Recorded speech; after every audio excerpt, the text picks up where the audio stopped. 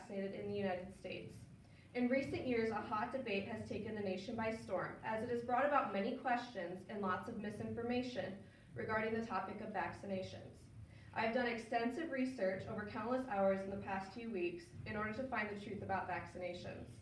This speech can help you decide on vaccinations and whether or not you will vaccinate your children. Misinformation on the topic of vaccination has caused many to go against vaccinating themselves and their kids. It is important to disprove these widely believed claims and correct the wrongs created by a misinformed, gullible, and anxious society. I will debunk vaccine myths. There are several vaccine myths, but I will focus on that vaccines can cause serious and sometimes fatal side effects, vaccines would go against an individual and religious freedom, and that vaccines, why do we even need them anymore because there's no outbreaks. So before we address these myths, we must understand what vaccinations are. So a 2015 article titled Vaccinations, written by LeBerg, Davidson, and Wan, defines vaccinations as the injection of a weakened or dead disease producing organisms into a person to stimulate immunity against a disease caused by that organism. So by putting a vaccination in you, your body creates antibodies so you're able to fight if you were to come into contact with the disease. In Vinola's 2016 article titled Immunization in the United States, Recommendations, Barriers, and Measures to Improve Compliance, provides a graph. So this graph shows that in the United States, through vaccinations, we've completely eradicated smallpox, and it shows how much it's gone down with the use of vaccinations. So now we're going to talk about a few of the myths that people believe. So the first is that vaccines can cause serious or fatal reactions.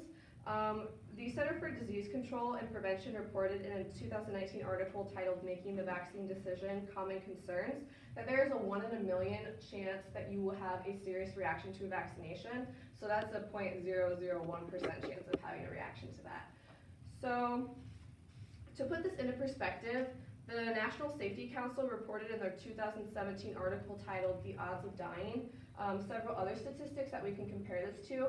So you are more likely to die from fireworks, lightning, a dog attack, a bee sting, a natural disaster, sunstroke, choking on your food, gun assault, a car crash, cancer, or heart disease than you are of having a negative reaction to a vaccine. The next is that vaccines cause autism.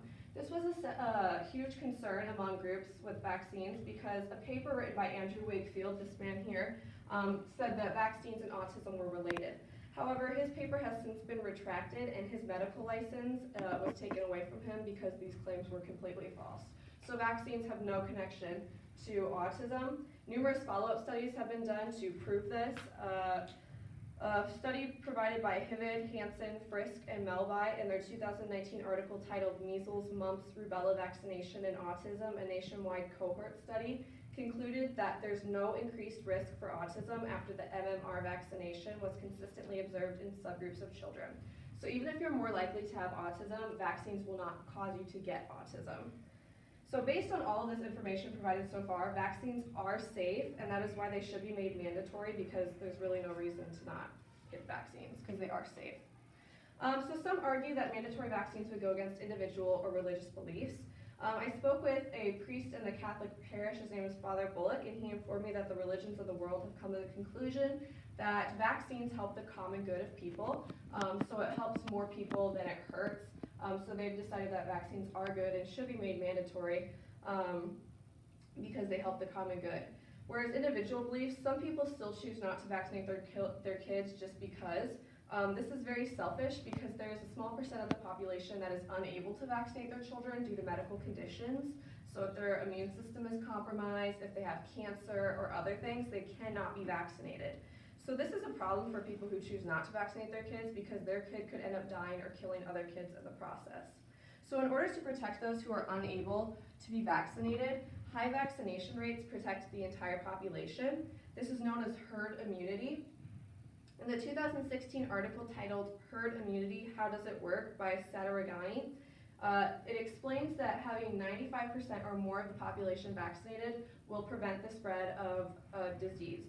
So if 0% of the population is vaccinated, it'll spread very quickly, as you can see. But if we have 95% or more, the spread will be stopped because it cannot spread because people are vaccinated. So therefore, it helps the people who are unable to be vaccinated because the disease cannot spread.